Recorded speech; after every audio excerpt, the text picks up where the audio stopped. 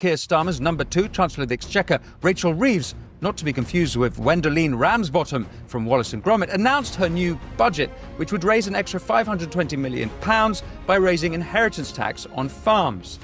Whilst the government claim only 500 of the UK's 209,000 farms will be affected each year, the National Farmers Union suggests almost 50,000 farm owners will be affected.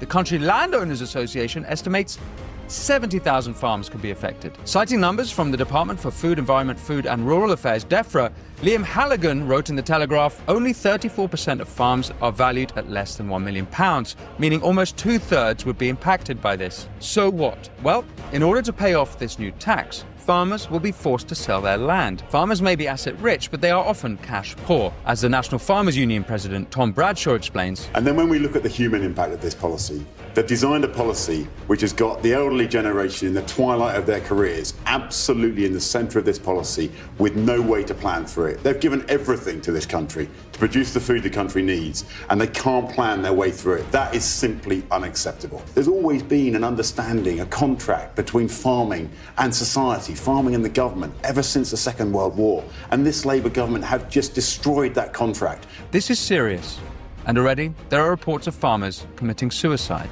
I've got a funeral to attend because of this budget. Has a farmer already taken his life? I've heard of 4, but one of them's a friend of mine. And who do you blame for that? Well, I know who he blames, but yeah. Yeah. Yesterday in Westminster, I spoke to the head of the British Farmers Union. Family farm, very much family affair. My brother, myself, and 81 and a half, well, nearly 82-year-old dad, which is causing us problems because we've just suddenly had this thrust upon us, and getting life insurance is tricky. How long has it been in the family? Since 1960, so I'm the third generation. And we'd hope my 12-year-old son becomes the 4th generation. But just at this moment in time, so we're looking at an inheritance tax bill of £400,000 to £500,000, and surprisingly enough, we haven't got £400,000 to £500,000. Wow. And I think the problem is that the assets that we have are just so expensive. You know, the land, the tractors. £100,000. Look at some of my neighbours, potato stores, £250,000. The boxes to put the potatoes in is £100,000. The potatoes to put in them are £250,000. So you soon get to the £1 million. And our returns, if you look at a cereal farmer, the return on capital employed is less than 1%.